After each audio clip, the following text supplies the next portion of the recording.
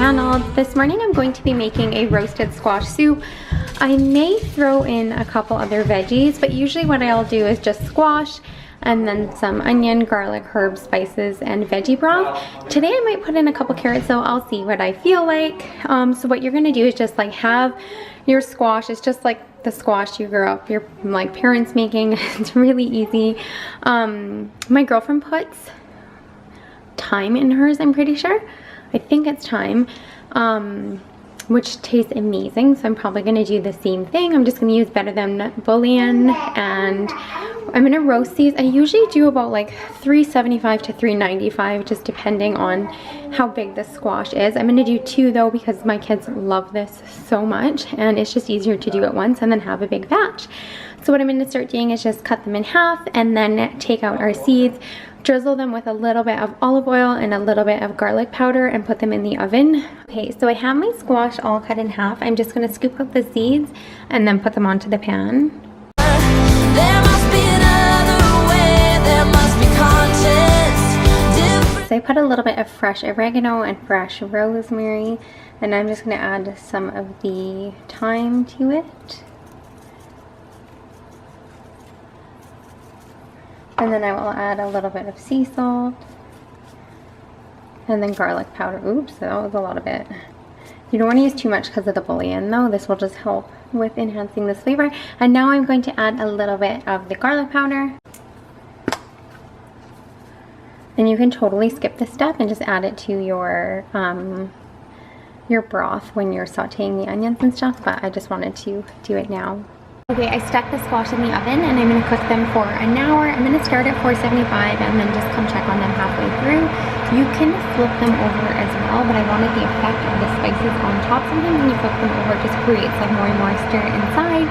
And I want this way so I can create a more roasted flavor, but either way it'll work out fine. Okay, while the butternut squash is roasting, I'm going to get started on chopping up some onion and some garlic. Because I'm doing an extra batch, I might use like 1.5 onions, and then I'm going to use about maybe 3 or 4 cloves of garlic, and then I'm going to take my better than bullion and use that in the broth. So I'll just add this with some water once they are sauteed, add a little bit more fresh spice, and get that all together in a pot. Okay, so the big ones cooked not as quickly, so I just flip them all over and I'm going to let them roast a little bit more.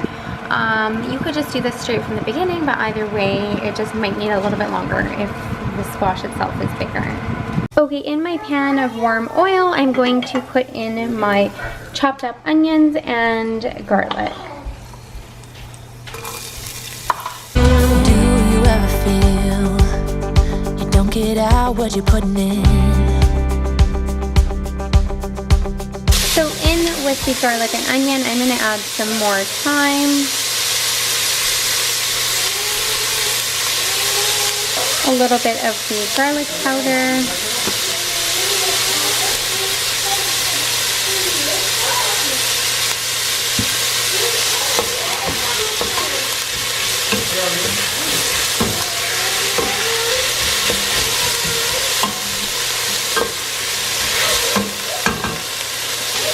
and we'll let that cook just for a little bit.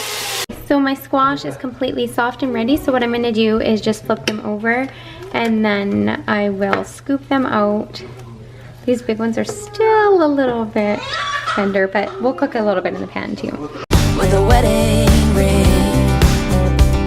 Oh, there must be more. There must be another way. There must be conscience. Different things in different ways. Okay, so literally just take your spoon and scoop out the squash and add it to the pot. Another thing that I do, which I sometimes like to do like more with butternut squash soup, is just actually cube it up before and then roast it that way, and you can just like put it in the pot that way. It's a little bit easier, just because I don't like to wait for these to cool. Oops. But totally up to you guys what you do. Either way it will turn out wonderfully.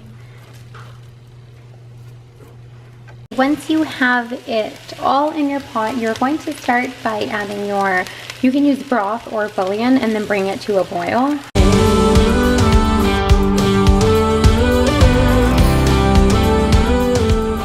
Okay, so take your soup and then just put put it right into your Vitamix.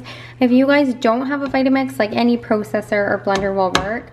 I do love my Vitamix though and use it like 100 times a day. I saved up for my first one for so long because they are very expensive, and then I've also had the opportunity to work with Vitamix in the past. So I feel lucky for that, but truthfully I did invest in my first one myself and I feel like it was worth every single dollar. I used it so much. I'm steaming up here. I used it so much and I just couldn't recommend one more. I'm making such a mess videotaping and doing this, but that's fine. So we'll just keep adding it all into here. Who will pick you up when you've lost everything? Does it all become for granted with a wedding ring? The last thing I'm gonna do is add some pepper, just fresh pepper. And I probably will add some more liquid to mine to make it less thin, but Arrow likes it thick and so does Harlow. Okay, this is the finished product. I just added a little bit of cashew cream on top, but you can totally skip that step. I just blended cashews with water and a little bit of garlic and then put it on. Thank you guys so much for watching. I hope you love this recipe. Make sure to like this video and leave me a comment below. Are all in vain.